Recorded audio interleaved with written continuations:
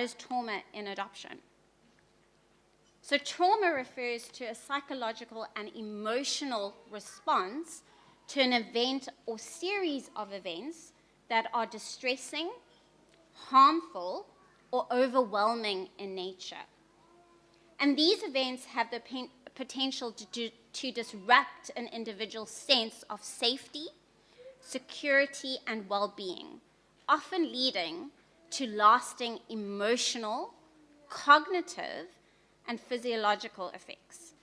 So if we think about most of our children who are adopted in South Africa, what will happen is they get separated from their birth parents, their birth mom, and then they've been placed into safety care.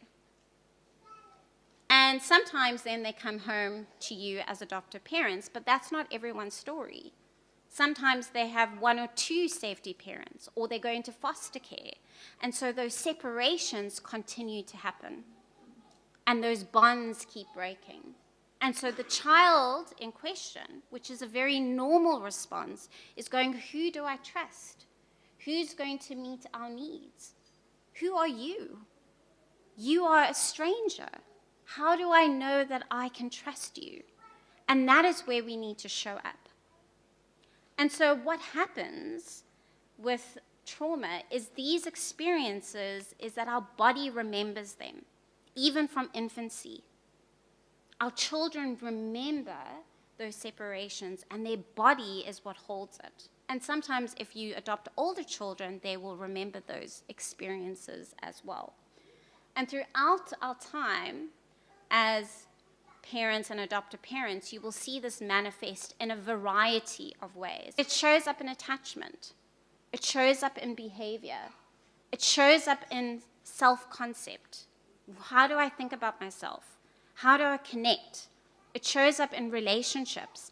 And depending on the starting point of the child's life, if maybe birth mom has had addiction issues, or there's domestic violence, or all of those things, that affects from infancy. And so part of the journey, and as adoptive parents, is holding that. Is going, okay, where is this happening? It's the journey of parenting, but then also asking the question, what is happening here? What is the needs of my child? So sometimes if your child decides, I'm not going to make eye contact with you, and they do that from very young, maybe it's the felt safety. And this is where your child's needs is so important, because sometimes we having a tough day, we've been at work, it's frustrating, but actually baby needs to be carried. Or maybe they don't need to go to the braai or the party because they need connection time with you. And so these are the parts of adoptive parents where we got to dig in deep to go, actually, I know that, Uncle Joe's braai, they want us to be there, but actually my child's needs come first because felt safety is important. When they start school, it's talking about what does safety look like that? And maybe it's a conversation around talking to the teachers. What do they need for the extra support that they need? Relationships, all of that is important as you enter your adoption journey. And if you adopt parents, again, you can change all this. And so again, trauma in adoption can manifest in various ways. It stems from the loss of their birth family and the disruption of the familiar connections that they have.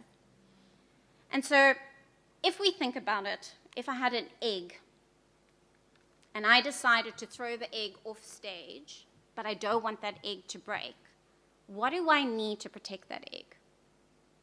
You can answer. Bubble wrap? What else? A soft landing place. Maybe we go, okay, let's put a pillow there. Maybe catching. Someone else is going to catch it so it doesn't fall and break. What else? Harden the egg. So boil the egg first. I can imagine your teacher, parent-teacher conversations there. Right. So part of the egg analogy is that the hardest part of being an adoptive parent is that we cannot take the pain and hurt from our children away. We can't stop the egg from cracking. But what we can do is be that safety net. We can be that bubble wrap. We can be that pillow. We can be the hands catching that egg.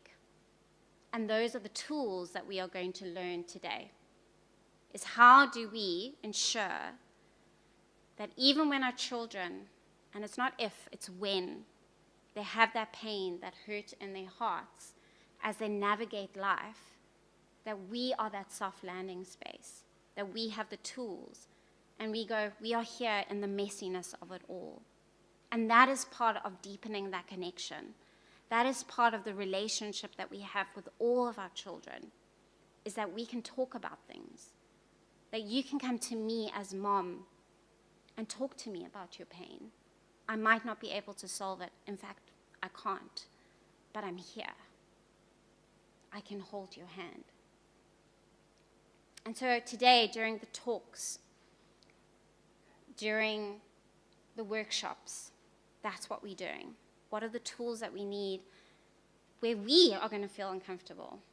And part of that in all of our workshops, in family preservation and in adoption, we've got to be comfortable with feelings. And today there's going to be times where you go, oh, if you're prospective adoptive parents and you go, oh, I don't know if this is for me. That's okay. Come talk to some of us. If you need to pause your adoption journey, that's okay as well.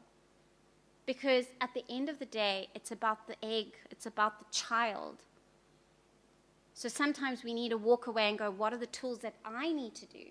Maybe that's going into therapy. Maybe that's having a conversation with that extended family that might not be able to talk about racial identity. That is the job we need to do. It is not the job of the child. It is your job. It is your responsibility. And we can always continue. That's the beauty of it. And so, again, today I want to encourage you, dive deep, ask the questions, even though you're like, oh, is this appropriate to ask the question? Ask it, because if we don't ask, we're not going to learn. And so we hope that as a RISE team, we can create a safe space today to dig deep, learn more, and strengthen families. Because the hope of it all is that attachment and relationships can be strengthened. We have seen that in our family preservation. We have seen families who've been disconnected come together. We have seen very difficult cases where children are learning to trust, and when they trust, we rejoice. And that is the hope that we have today, where relationships can be strengthened, families can thrive, and children can reach their full potential.